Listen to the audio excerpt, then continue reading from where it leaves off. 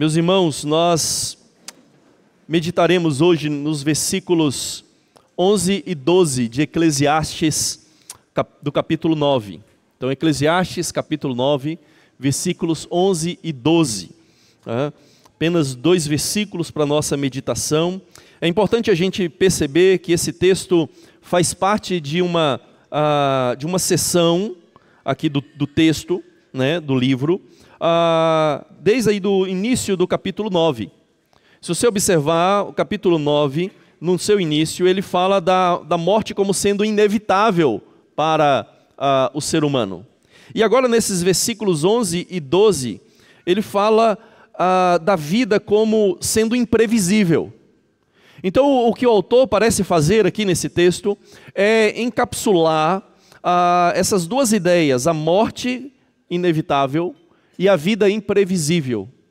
E no seu meio, como nós já meditamos no sermão passado, através do reverendo Jailson, ele coloca a necessidade de nós aproveitarmos o dia, aproveitarmos o presente, desfrutarmos das boas dádivas de Deus no presente, porque não sabemos o que o Senhor trará para nós amanhã, nem mesmo se estaremos vivos. Então é assim que a gente precisa entender esse texto maior, tendo como seu foco esse desfrute no presente, mais encapsulado aí por essas duas ideias, da morte como inevitável e da vida como imprevisível. Então nós vamos pensar nessa última parte aí do texto, os versículos 11 a 12. Vou fazer a leitura na NVI. Diz a palavra do Senhor: percebi ainda outra coisa debaixo do sol.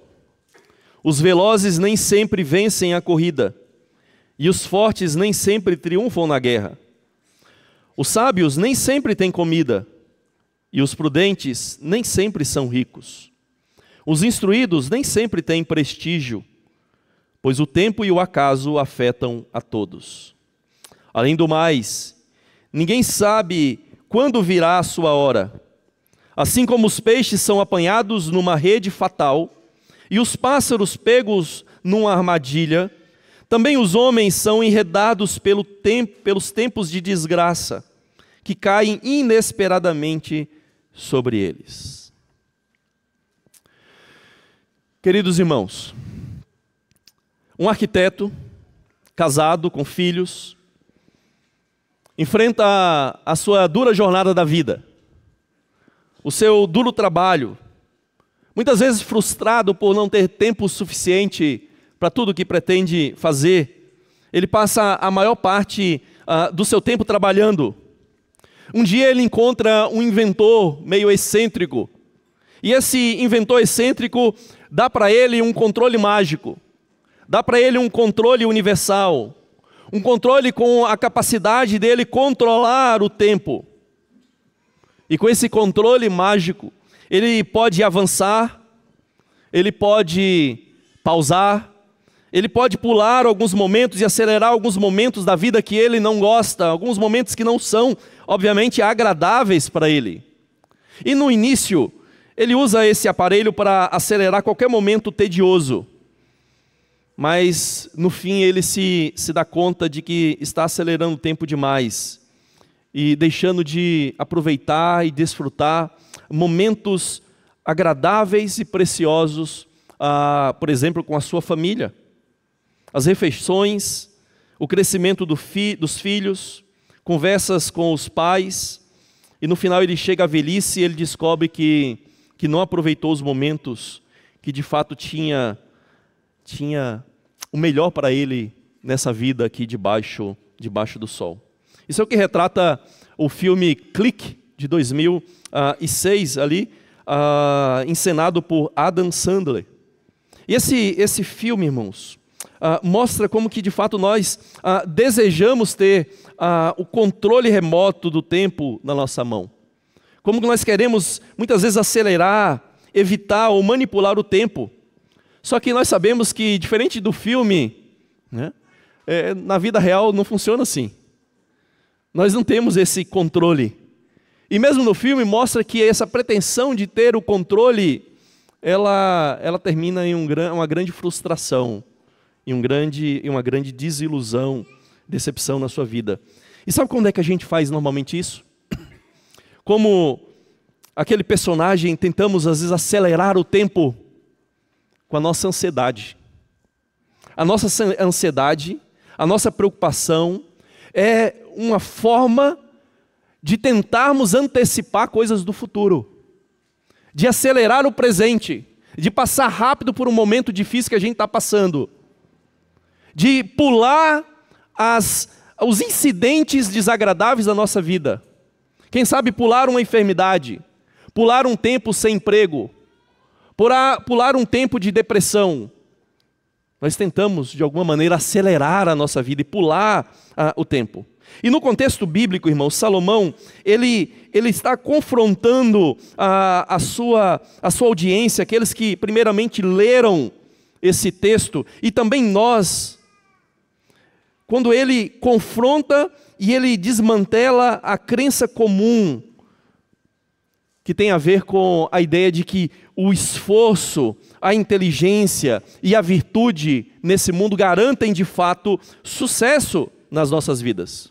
O que o autor aqui faz é questionar a teologia da retribuição imediata, ou da justiça retributiva, que significa que se eu fizer tudo certo, Deus vai me abençoar e tudo correrá bem.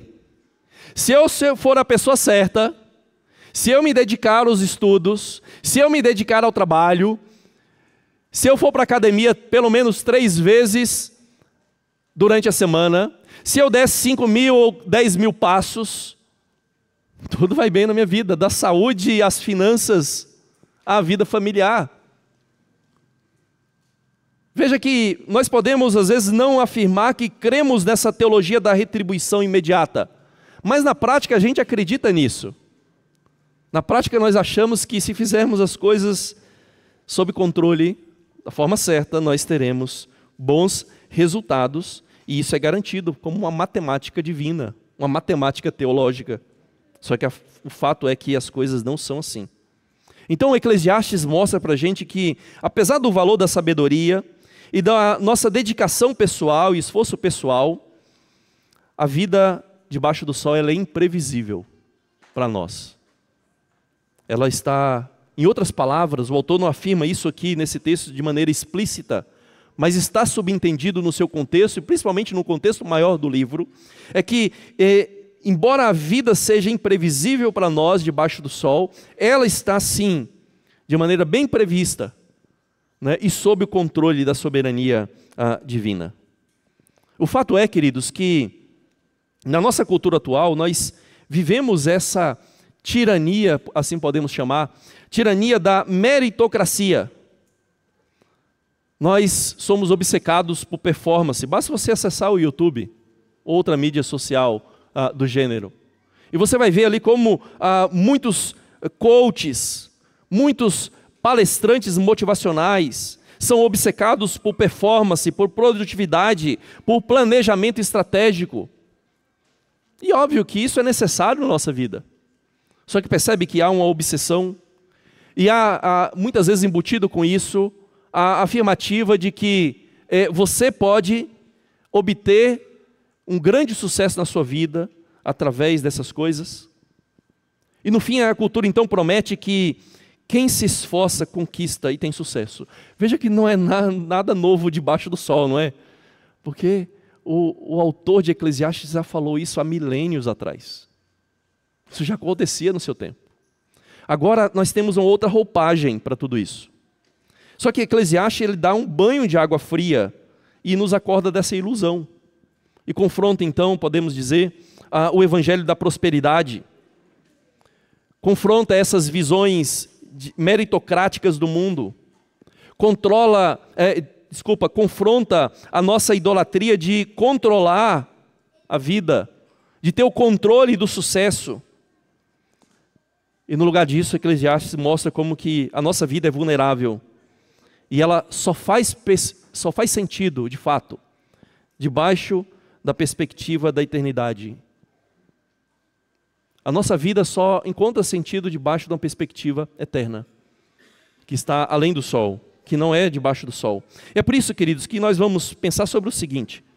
Viva consciente de que você não controla os incidentes do tempo. É disso que nós precisamos, nesse nosso mundo atual.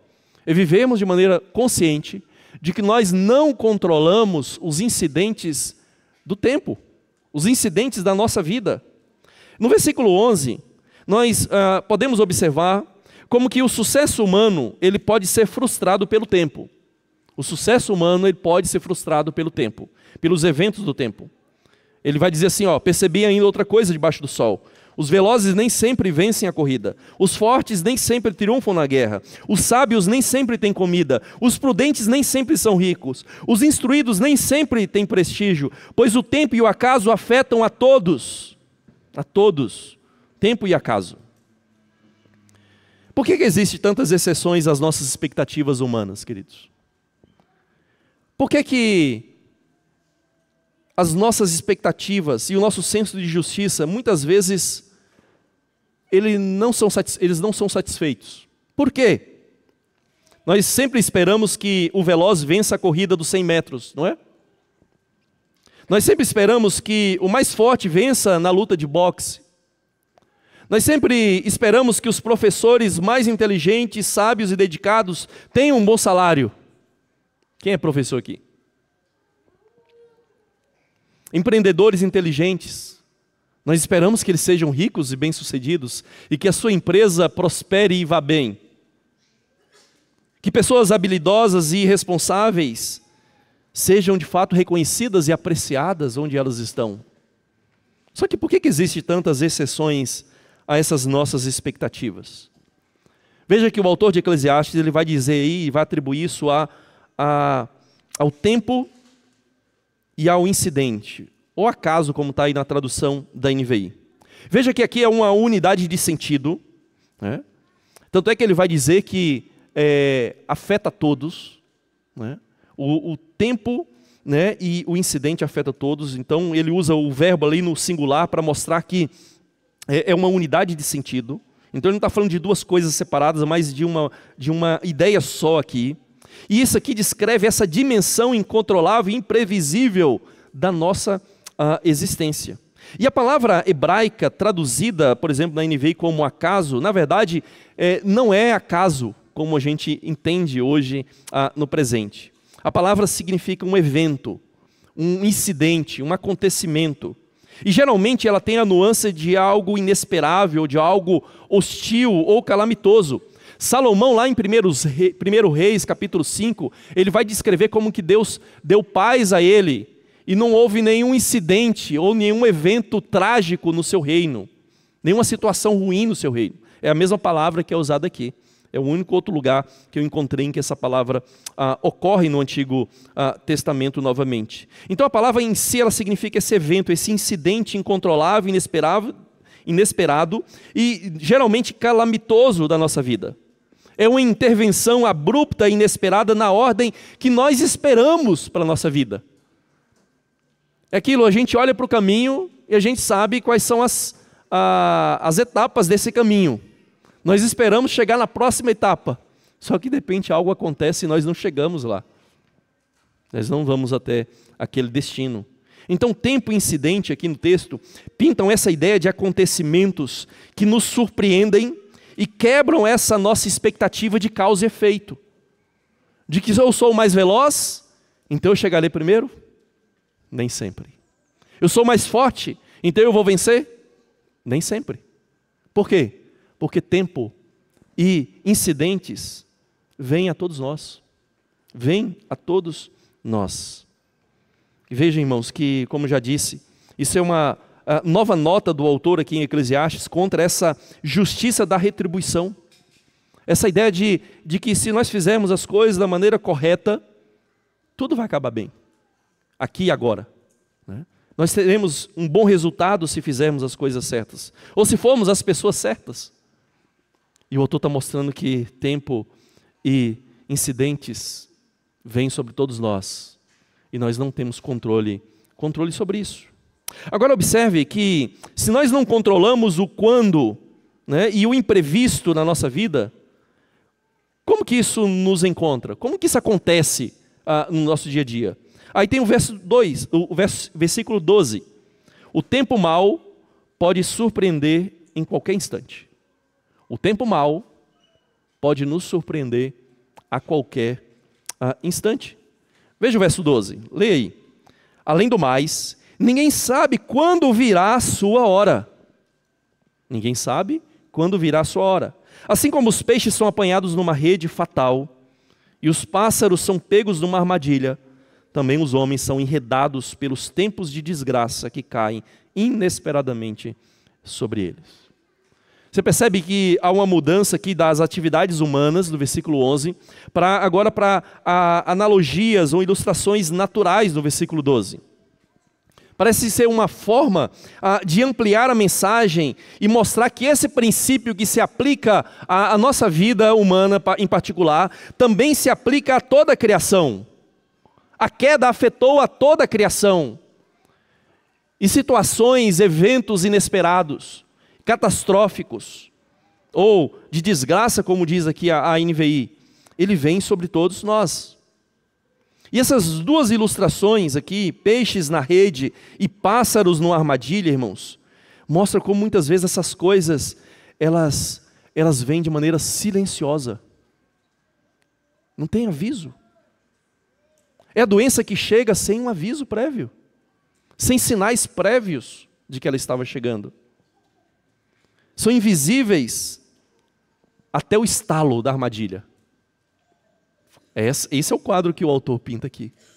O passarinho está ali, ciscando a sementinha, no meio do jardim, no meio da floresta, mas lá tem um laço, lá tem uma armadilha. A minha terra chamava de arapuca.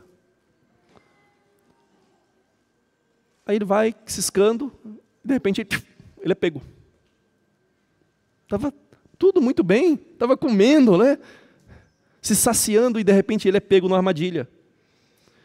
Sou da cidade do Rio São Francisco, último trecho navegável do rio, desde lá do Nordeste. E lá, inclusive meu pai era um pescador, meu padrasto era pescador, desculpa, e fazia tarrafas, né? Sempre vi ele fazendo tarrafas. Uma vez eu fiz até numa feira de ciências, uma feira apresentando o rio e sobre a pesca no rio, etc. E ele me emprestou uma tarrafa dele para que apresentasse naquela feira de ciências. E lá estão os peixes nadando no Rio São Francisco. E lá está o pescador em cima da pedra. Ele pega a rede e ele joga. De repente, o peixe é capturado. E vira filé. É assim. É assim que as coisas acontecem. É isso que o autor está pintando aqui para nós. E isso aqui ilustra, irmãos, de maneira vívida, a rapidez e a imprevisibilidade do infortúnio que vem sobre a nossa vida. De coisas desagradáveis que vêm sobre nós. Isso aqui enfatiza essa nossa vulnerabilidade, como que nós não conseguimos, de fato, nos ver livres desses eventos. E como, de fato, nós não podemos prevê-los e nós não podemos, de fato, controlar os eventos futuros. E sabe o que é interessante? É justamente por causa dessa situação, que muitas vezes é trágica, é que nós somos seduzidos por promessas de videntes, de líderes religiosos, inclusive ditos cristãos, de que eles podem ter o controle do futuro, de que eles têm uma visão do futuro, de que eles podem falar para você o que vai acontecer na sua vida daqui a 10, 20, 30 anos. De que eles podem dizer com quem que você vai se casar, quando vai se casar, se vai ter filho, se não vai ter filho. E muitos são seduzidos por isso, porque isso é um anseio nosso, queridos. É um anseio nosso de querer ter o controle da história e saber o que vai acontecer amanhã, para a gente se preparar. E nós pegamos textos bíblicos de maneira mal intencionada e selecionamos eles conforme nos apraz, e achamos que as coisas funcionam assim na Bíblia. Achamos que todos aqueles que serviam a Deus, eles tinham ali uma visão do futuro e Deus ficava falando com eles o que ia acontecer amanhã, né? E que isso é algo corriqueiro da nossa vida cristã. Só que a Bíblia não mostra isso. Na verdade, os profetas, uma menor parte do profetismo ou da mensagem deles era sobre o futuro. A menor das menores partes. E essa parte que era sobre o futuro tem a ver com o futuro do povo de Deus, da história da redenção. culminando na pessoa de Cristo. Não tem a ver com o futuro imediato de pessoas isoladas. E mesmo quando tem a ver com pessoas que eram peça-chave dessa história, e Deus está dirigindo de maneira bem intensa a vida deles, para que eles possam cumprir esses propósitos. Mas a maior parte do profetismo, da mensagem dos profetas, era interpretando, mostrando o passado, o Deus que livrou eles, que salvou eles, que deu uma lei para eles, interpretando o presente, mostrando como eles não estavam obedecendo essa lei, como eles estavam se rebelando contra Deus. Era isso que eles faziam, no geral, não sobre o futuro. Então, nós temos essa ânsia de controlar e saber sobre o futuro.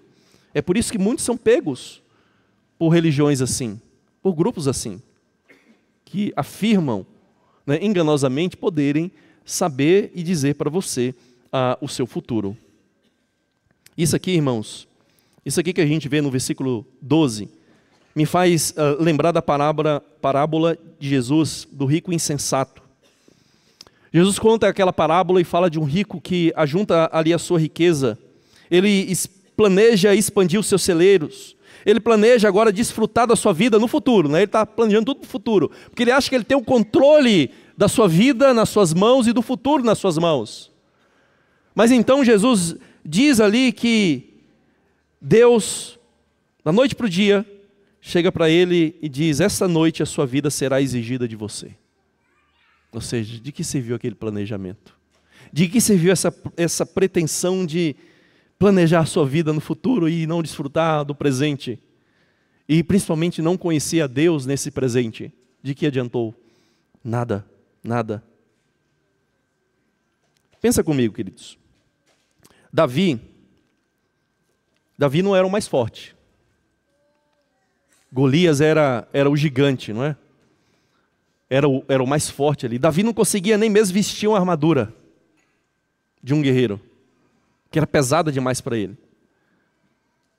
E você esperaria, como todos estavam esperando ali, aliás, era por isso que Israel estava amedrontado, é que aquele gigante iria derrotá-los.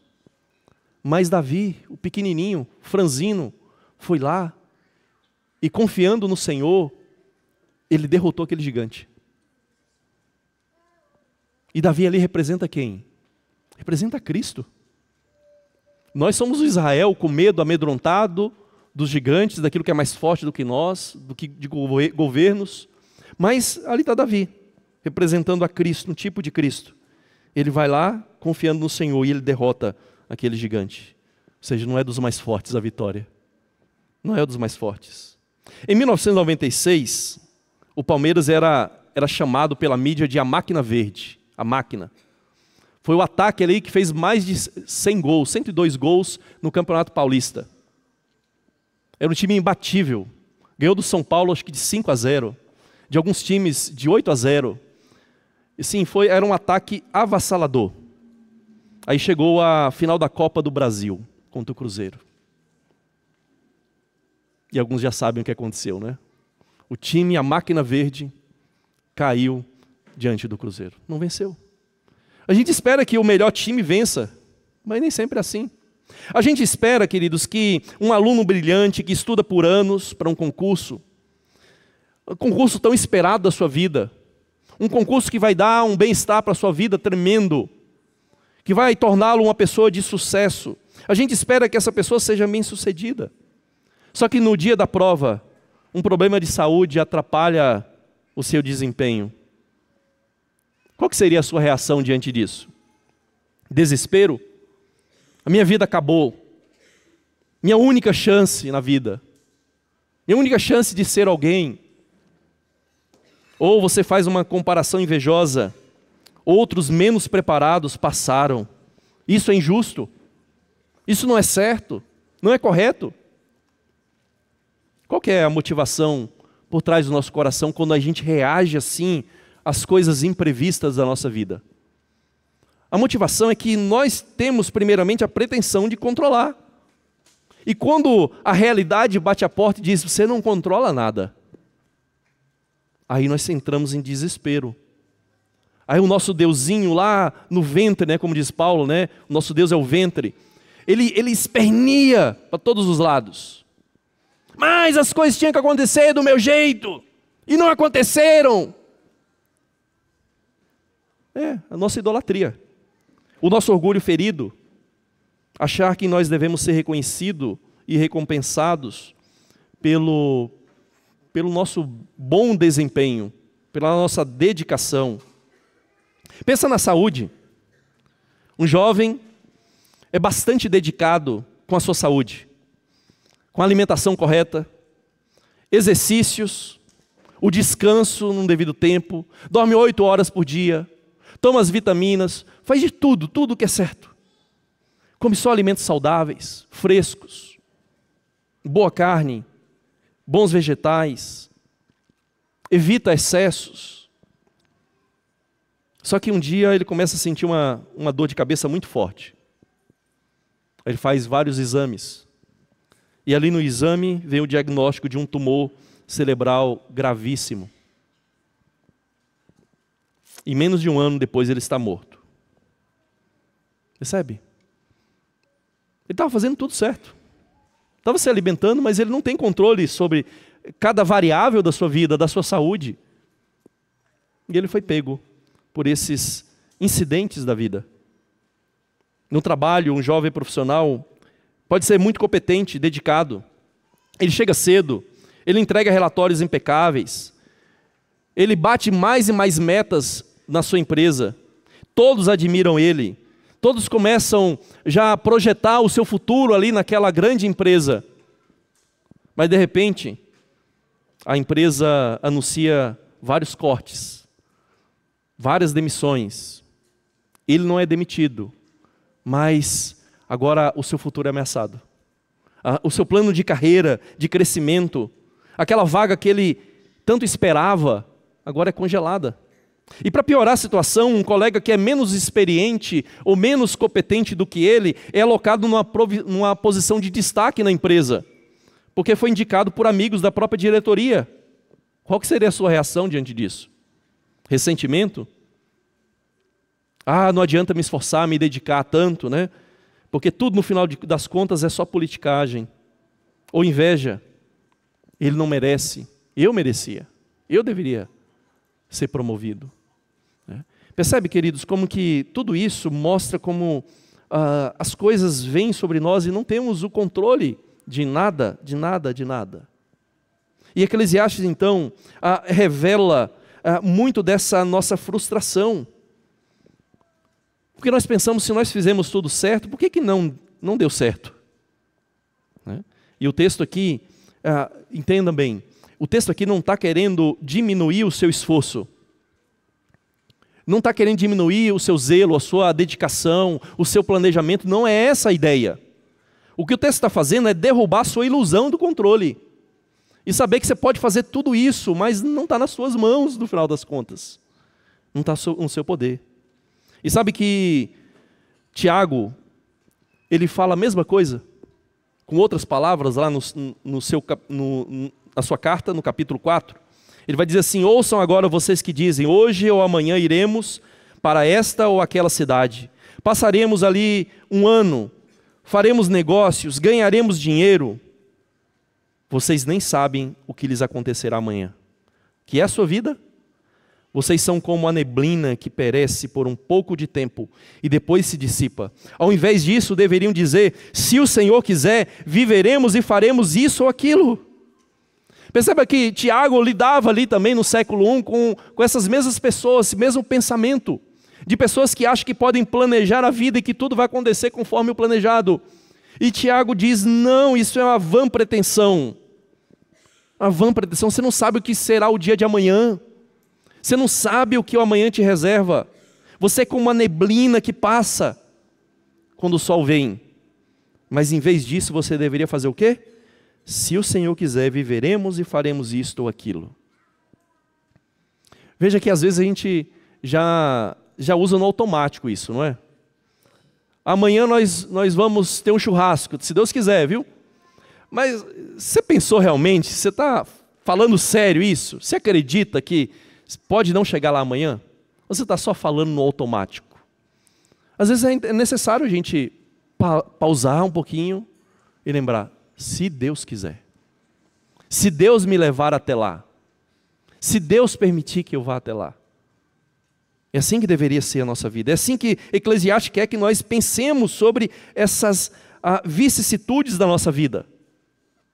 Essas coisas que podem acontecer ou podem não acontecer.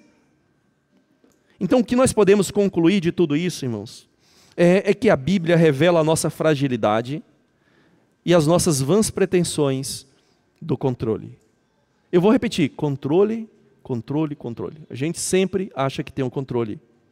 E a nossa cultura ensina a gente a confiar na autoajuda. Por quê? Porque ela mostra que você tem um controle. Você pode se autoajudar, se desenvolver, crescer e ter o sucesso. Mas a Bíblia ensina a confiar e a descansar na providência divina. Quando o autor de Eclesiastes fala diversas vezes sobre o tempo, ele está dizendo que Deus é que tem o controle do tempo. A hora para cada propósito, o propósito ali é o propósito de Deus, não é o seu. Você acha que você tem um controle do dia que abraçar, deixar de abraçar, sorrir, deixar de sorrir? Você acha que você tem um controle? Não tem. Não é, Eclesiastes não está dizendo que você tem o controle de cada tempo para cada coisa na vida, não. Ele está dizendo que Deus tem e você não tem esse controle. Né? E que você então precisa agora repousar nele. Fazer o que você deve fazer, ser responsável com aquilo que lhe é dado, mas ao mesmo tempo ser resignado, prudente, de aceitar que você não consegue controlar todas as variáveis. E nós precisamos então libertar o nosso coração dessa ilusão de que a competência, o planejamento, a produtividade são garantia do sucesso aqui debaixo do sol. Aqui também nós somos confrontados, irmãos, quando nós vivenciamos essas dificuldades inesperadas da nossa vida, seja questões financeiras, seja questões de saúde, nós somos confrontados com isso aqui, quando nós enfrentamos. Porque essas experiências, elas são comuns a todos nós. E elas não refletem necessariamente o desagrado de Deus. Porque essa é a grande ilusão humana, ou a ideia errada humana, de que se algo de ruim acontece, então é porque Deus automaticamente está me punindo. E se eu sou cristão e estou fazendo tudo certo, então as coisas devem acontecer somente bem para mim. Mas se vem algum infortúnio, é porque eu estou sendo castigado, porque eu não fui um bom crente. Deus nos disciplina? Sim. Mas não significa que é uma matemática simples e eu posso saber, algo ruim, estou sendo disciplinado pelo Senhor. Não é tão simples assim. Então, esse texto nos lembra disso, de que essas coisas são comuns a todas as pessoas. O autor de Eclesiastes já disse que isso acontece sobre bons e sobre maus. Não significa que é castigo divino, mas significa que eu não tenho controle. Então, para isso, queridos, para entendermos isso, nós precisamos de uma teologia mais robusta do sofrimento. Uma teologia robusta sobre o tempo. E reconhecer a soberania de Deus sobre esse mundo caído. Precisamos entender que esse mundo é um mundo quebrado, em que as engrenagens, as coisas não funcionam corretamente, como nós esperávamos. É claro que se estivéssemos no mundo perfeito, nós esperaríamos, se nós nos dedicamos, nós iríamos colher o fruto da nossa dedicação. Se somos os mais fortes, iríamos colher os frutos disso. Se somos os mais velozes, também. Só que não estamos no Éden. Estamos no mundo quebrado. As coisas não funcionam dessa maneira. E nós temos um Deus que é soberano até sobre esse mundo quebrado, caído. E esse Deus que é soberano sobre esse mundo quebrado, caído, Ele dirige esses eventos que parecem aleatórios na nossa vida. Mas porque justamente eu tive isso. Porque justamente eu tive essa enfermidade. Porque justamente com meu filho. Porque justamente com a minha esposa ou com o meu esposo. Por quê? Por quê? O fato é, queridos, que não sabemos. Mas sabemos que tem um Deus que Ele é soberano sobre tudo isso. E o apóstolo Paulo falando aos coríntios, ele lembra que Deus escolheu coisas fracas e desprezadas do mundo para frustrar a lógica da força, da sabedoria e do prestígio humano. Deus muitas vezes nos confronta com a nossa pretensão, fazendo justamente o contrário do que nós esperamos. Nós esperamos os fortes, os sábios, os de prestígio sendo escolhidos para o reino. Eles têm muito a contribuir com o reino. E como é que o Senhor Deus faz? Ele vai lá e pega um pescador, inculto. Mas também para mostrar que não é a questão de ser culto ou não ser culto, ele pega pessoas inteligentes também, como Paulo, como Mateus, né? Lucas, para mostrar que no final é ele quem decide, é ele que tem o controle da nossa vida. E que ele quer mostrar que a salvação também não é baseado nesse mérito nosso. Não é porque você é o mais forte contra o pecado que você foi salvo. Não, você é o pior dos pecadores, como diz o apóstolo Paulo. Mas é pela graça, pela força dele, pela sabedoria dele. Então, irmãos, a gente precisa ver tudo isso aqui e entendermos como que a nossa esperança diante dessas situações inesperadas da vida está em olhar para aquele que está acima do sol e aquele que tem o controle da história nas suas mãos e o controle da nossa vida nas suas mãos, e nos lembrarmos daquilo que Romanos 8:28 diz, que sabemos que Deus age em todas as coisas para o bem daqueles que o Uau! Já pensou? Essas coisas inesperadas, essas armadilhas que o texto mostra, que nós caímos inesperadamente, estão nas mãos de Deus. E Ele faz com que todas as coisas, boas e ruins, trabalhem para o bem daqueles que amam Ele, daqueles que são chamados segundo o propósito de Deus. E Paulo então está mostrando aqui que todos esses incidentes, até o mais inesperado, é um trabalho da providência divina. E o que a providência divina está fazendo, segundo o apóstolo Paulo? Está no versículo 29. Porque fomos predestinados para sermos conforme a imagem do seu Filho Jesus Cristo, para que Ele seja o primogênito entre muitos irmãos. Em outras palavras, Deus está usando esses incidentes, do nosso ponto de vista, um acaso, para trabalhar o seu propósito, porque fomos chamados por um propósito. E o propósito é sermos como Cristo, sermos novamente a imagem de Cristo, como éramos no Éden, e que perdemos ou manchamos com Adão. E agora sermos renovados, e Deus está usando esses eventos, esses incidentes, até o sofrimento, como diz Paulo no capítulo 8, para nos moldar a imagem de Cristo. Porque assim como Ele sofreu, nós também estamos nesse mundo e passaremos por sofrimentos. Mas esses sofrimentos não são castigo divino, mas são a forma de Deus moldar e trabalhar em nós e lapidar-nos a imagem do seu Filho, para que sejamos uma família de muitos irmãos iguais a Jesus. Já pensou? Que 400 pessoas aqui dessa igreja, todos iguais a Jesus. É muito bonito, não é? Já pensou? Que graça, que glória para Ele, sermos parecidos com Ele. Só que ainda não chegamos lá. E é por isso que no presente nós passamos por lutas e dissabores, porque essas lutas e dissabores estão aí de alguma forma na providência divina, nos moldando a imagem dEle. Então, querido, se a cruz não foi um acidente, como diz lá Atos dos Apóstolos, capítulo 2, também a sua vida não é um acidente. Você precisa olhar e perceber que aquilo que na cruz pareceu para os homens assim uma fatalidade, uma injustiça humana, na verdade estava ali nas mãos de Deus. E Deus estava ali através daquele homem crucificado, nos dando vida, nos dando redenção. Então, embora a vida seja imprevisível, a esperança dada por Cristo nos dá essa perspectiva eterna. E ela reorienta a nossa compreensão de sucesso e de fracasso aqui nesse mundo. E agora nós trabalhamos e vivemos com essa perspectiva de que o nosso grande propósito não é ser bem-sucedido aqui.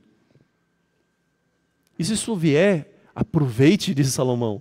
Aproveite, desfrute do sucesso. Mas sabe que o seu grande propósito não é aqui debaixo do sol. É realmente ser criado, formado à imagem de Cristo, se parecer com Ele. Então, como que você deve reagir à imprevisibilidade da vida e do mundo? Como você deve reagir diante de tudo isso? Primeiro, seja humilde. Seja humilde. Diga para você mesmo com bastante honestidade: eu não controlo o tempo.